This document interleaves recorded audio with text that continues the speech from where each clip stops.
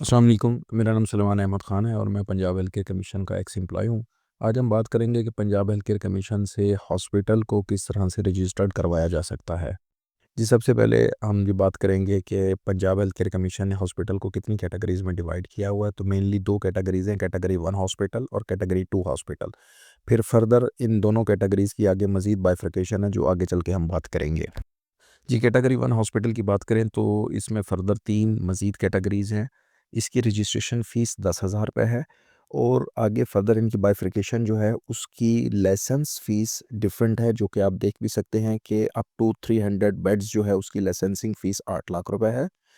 100 to 290 beds की fees जो है वो ₹5 लाख है और 50 बेड से 99 बेड्स तक की अगर हॉस्पिटल रजिस्टर्ड करवाएँगे तो उसकी फ़ीस ₹3 लाख है। कैटेगरी 2 हॉस्पिटल्स जो हैं उसकी भी 3 बाइफरकेशंस हैं। सबसे पहली जो उसकी अप टू 15 बेड्स है उसकी लाइसेंस फ़ीस 50,000 है। 16 टू 30 बेडेड हॉस्पिटल उसकी लाइसेंस फ़ीस ₹1 लाख है और 31 से 49 बेडेड हॉस्पिटल की फ़ीस ₹2 लाख है। इन तीनों कैटेगरीज़ की रजिस्ट्रेशन फ़ीस जो है वो 5,000 है। जी, हॉस्पिटल कैटेगरी की रजिस्ट्रेशन में अगर हम मिनिमम स्टाफ की बात करें तो उसमें हम एग्जांपल के तौर पर लेंगे कैटेगरी 2C हॉस्पिटल को, जो कि अप टू 15 बेडेड होता है। इसमें 24/7 आपकी एमओ कवरेज चाहिए, 24/7 पैरामेडिकल स्टाफ कवरेज चाहिए और 1 जनरल नर्स चाहिए। अब एमओ कवरेज की अगर हम बात करें तो आपको कम से कम 2 एमओज़ लाज़मी रिक्वायर्ड हैं 24/7 कवरेज के लिए। ये मंडे से संडे तक होंगे।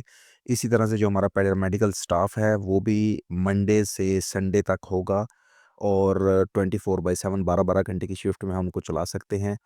एक आपको ओटी और अगर इंटरनल लैब बनी हुई है तो एक लैब टेक्नीशियन चाहिए और एक जनरल नर्स मैंडेटरी है।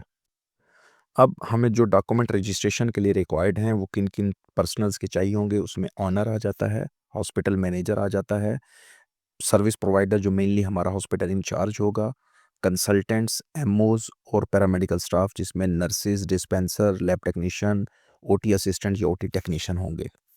जी, सबसे पहले जो हमें डॉक्यूमेंट्स अपलोड करने हैं वो ऑनर के डॉक्यूमेंट हैं। ऑनर के डॉक्यूमेंट में ID card, passport size picture, Urdu specimen का एफ़िडेविट, उसका mobile number, scan signature required होंगे। अगर ऑनर खुद ही डॉक्टर भी है तो यहाँ पर उसका पीएमडीसी सर्टिफ़िकेट जो कि वैलिड होना चाहिए, उसकी डिग्री ये भी उसकी रिक्वायर्ड होगी और एक इंग्लिश स्पेसिमेन भी वो अपना रेडी करवाएँगे जो आगे जाके वो सर्विस प्रोवाइडर वाले कॉलम में जाके देंगे अगर वो खुद ही सर्विस प्रोवाइडर भी हैं तो।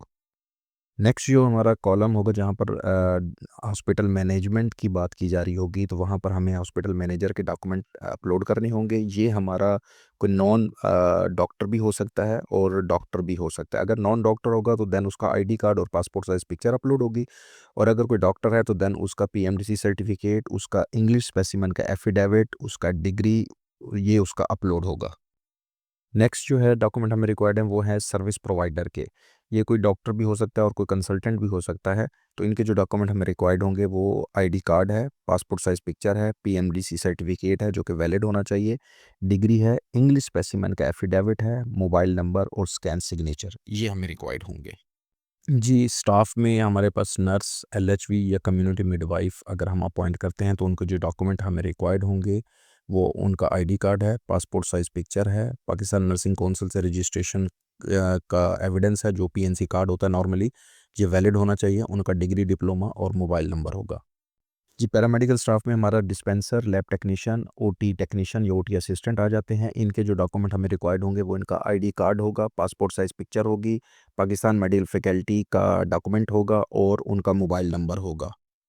जी, नेक्स्ट इलेक्ट्रोमेडिकल इक्विपमेंट है। हम अपने हॉस्पिटल की सर्विसेज़ लिस्ट में जिस-जिस सर्विस को भी जाके मार्क करेंगे, उस सर्विस से रिलेटेड हमारे पास जितने भी इलेक्ट्रोमेडिकल इक्विपमेंट होंगे, उन इक्विपमेंट की हमने वन बाय वन उसको अपलोड करना है। उसमें इक्विपमेंट नेम चाहिए होगा, इक्विपमेंट टाइप होगा, इक्विपमेंट मॉडल होगा और अवेलेबल क्वांटिटी हॉस्पिटल में जो भी उस इक्विपमेंट की है। ये हमारा पूरा प्रोसीजर था कि हम कोई भी हॉस्पिटल मिनिमम कैटेगरी 2C के हवाले से हमने बात की है कि क्या-क्या हमें स्टाफ रिक्वायर्ड होगा और किस-किस तरह के डॉक्यूमेंट रिक्वायर्ड होंगे। अगर आपको मेरी वीडियो इन्फॉर्मेटिव लगी हो तो मेरी वीडियो को लाइक कीजिएगा, शेयर कीजिएगा और मेरे चैनल को सब्सक्राइब कीजिएगा ताकि इन फ्यूचर आपको टाइमली ऐसी वीडियोज़ मिलती रहें।